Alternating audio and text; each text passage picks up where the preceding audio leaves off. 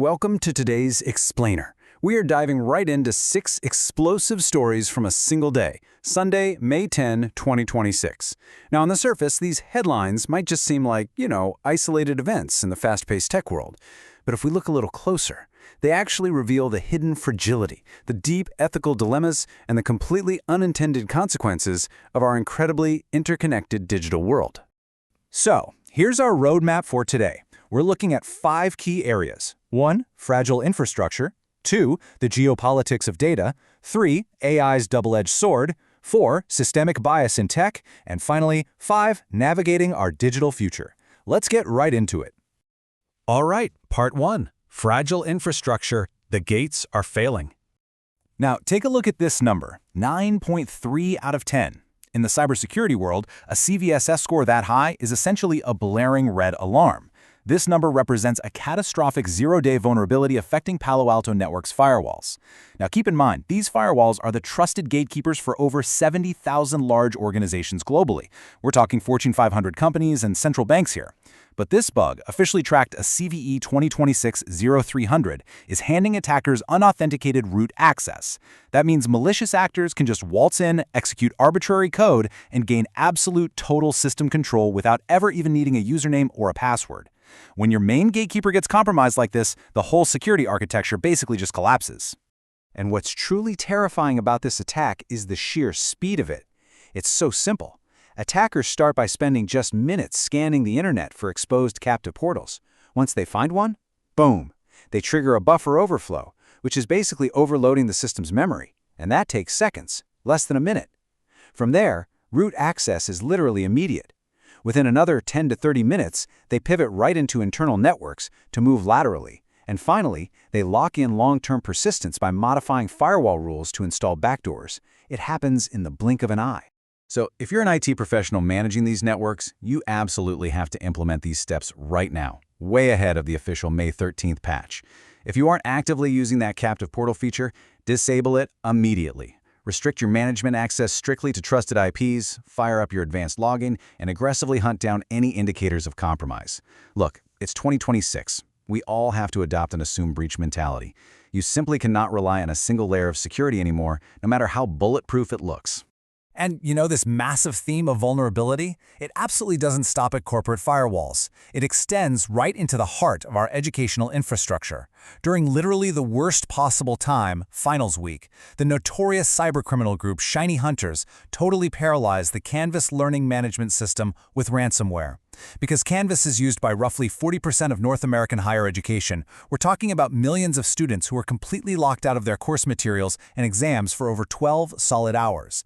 And the craziest part is the entry point. The attackers exploited a totally innocent-looking, free-for-teacher trial feature. It's a perfect textbook example of the danger of having a massive, centralized, single point of failure in our critical ecosystems.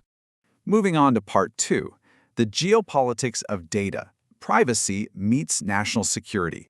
100 million euros. Let that sink in for a second. That's about 118 million US dollars.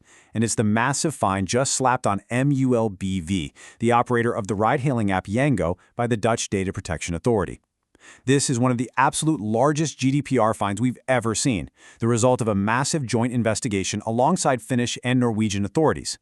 So why the astronomical fine? Well, Yango was caught unlawfully transferring highly sensitive European user data. I'm talking real-time location tracking, payment histories, identity documents, straight to servers located in Russia. This completely underscores the Schrems II precedent. It proves that moving data to countries where authorities can just demand access without any judicial oversight, that's no longer just a simple privacy hiccup. Because of Russian data localization laws, intelligence services could potentially get their hands on all of this. It elevates data protection from a corporate compliance issue to a critical matter of national security and sovereignty. Which naturally brings us to part 3, AI's double-edged sword, ethics and economics. There is a really fierce ethical debate blowing up right now around OpenAI's newly announced Trusted Contact feature. With millions of people turning to ChatGPT for emotional guidance, OpenAI added this optional feature that automatically notifies a designated human contact if the AI detects signs of serious self-harm. Now, supporters, including many mental health advocates, argue this is a really crucial intervention point. They see it as a great example of responsible, human-in-the-loop AI safety. But on the flip side, critics are raising severe privacy questions. They're terrified about the tech industry overstepping, the real-world relationship damage that false positives could cause, and perhaps most concerningly, this dangerous substitution effect, where users might start heavily relying on a chatbot instead of seeking out a licensed professional therapist. And shifting from AI ethics right over to consumer wallets, this AI boom is creating an absolutely massive hardware squeeze. During their Q1 earnings call, AMD issued a pretty stark warning to consumers. Basically, the insatiable demand from AI data centers is completely monopolizing the component supply chains. High-bandwidth memory is being actively diverted away from consumers to build $40,000 AI GPUs for hyperscalers, the massive tech giants running the cloud. Because of this starvation in the consumer market, AMD projects gaming hardware sales are going to plummet by more than 20% in the second half of the year. It's essentially an economic crisis for everyday gamers. Just take a look at what people are calling the AI tax, hitting components across the board. DDR5 RAM shooting up by 35 to 40%, driven directly by AI server demand. GDDR6 memory and NVMe SSDs are both spiking over 20%. As an everyday consumer, you aren't just paying inflation. You are literally in a bidding war against multi-billion-dollar tech giants for a shrinking piece of the semiconductor pie. So what's the game plan? Consumers really need actionable strategies here, so you don't just blindly pay that inflated AI premium. Honestly, if you can wait until late 2026 or early 2027 to upgrade, do it. If not, definitely tap into the used hardware market. You might also want to look into APUs, processors with integrated graphics like AMD's Ryzen line, or honestly just pivot entirely to consoles or cloud gaming services like GeForce Now to weather the storm. All right, part 4, systemic bias in tech, the cost of inequality. $50 million. That's the settlement figure Google just agreed to pay to resolve a major class action racial discrimination lawsuit. The suit was represented by prominent civil rights attorney Ben Crump, and it was filed by Black employees who alleged systematic discrimination in Google's hiring, compensation, and promotion practices. They pointed to internal data suggesting Black employees were hired at lower levels and paid less than similarly qualified peers. Now, Google strongly disagreed with these allegations, but ultimately they agreed to settle to end the lengthy litigation. But when you juxtapose Google's 4.4% Black workforce against the 13% U.S. population, the massive representation gap in big tech becomes glaringly obvious.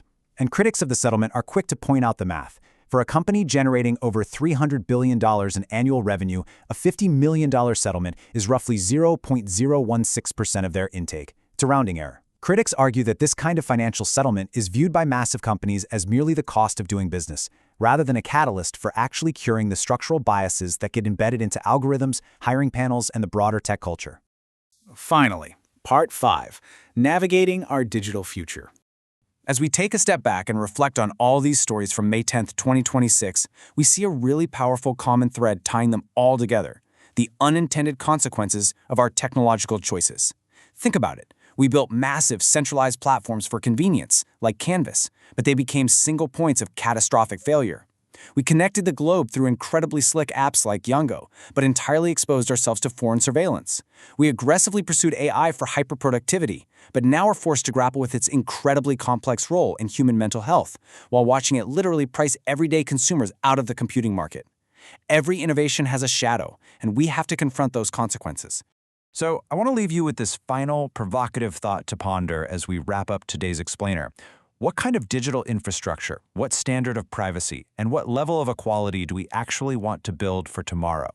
Do we want technology that serves absolutely everyone, or just the hyperscalers and those who can afford the premium? Do we want our data flowing freely or fiercely protected by national borders? Today's tech crises are absolutely tomorrow's lessons, but only if we are actually willing to learn from them. Thank you so much for joining me on this explainer, and keep asking the hard questions.